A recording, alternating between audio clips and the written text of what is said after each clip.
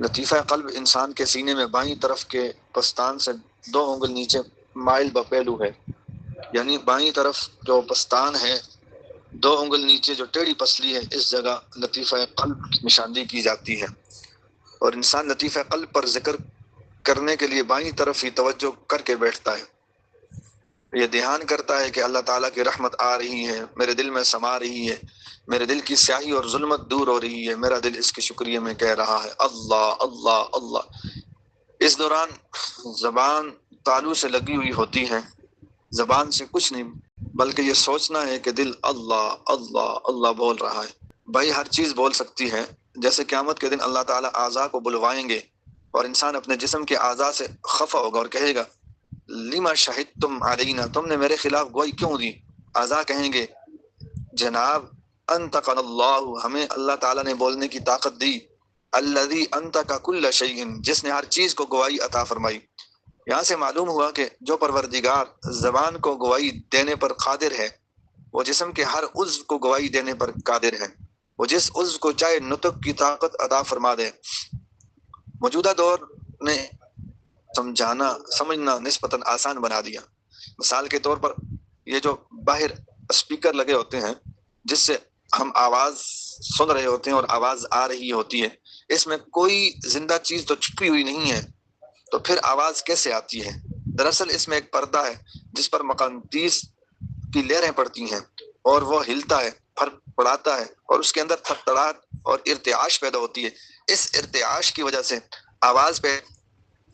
کی بات ہے، اگر بے جان پردہ پڑپڑاتا ہے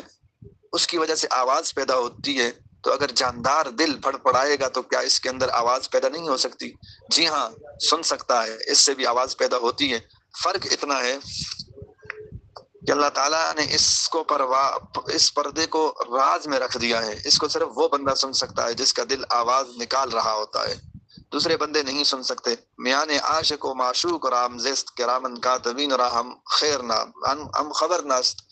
کہ عاشق اور معشوق کے درمیان یہ ایک ایسا راز ہے جس کا کرامن کاتبین کو بھی پتہ نہیں چلتا۔ مزے کی بات یہ ہے کہ اس چیز کو بھی سائنس نے سمجھنا آسان کر دیا۔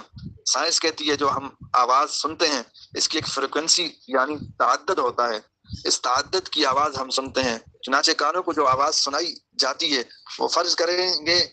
کہ اتنے 100 سے لے کر اتنے 100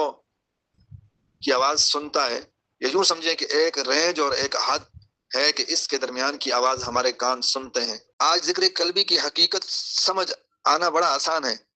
کہ ہر چیز کی کوئی نہ کوئی آواز ہے، تو اسی طرح دل سے اللہ اللہ کی آواز نکل رہی ہوتی ہے، بندہ خود تو سن رہا ہوتا ہے لیکن دوسرے نہیں سن رہے ہوتے۔ اللہ تعالیٰ نے ہر انسان کی فریکوینسی علیحدہ بنا دی، چنانچہ جب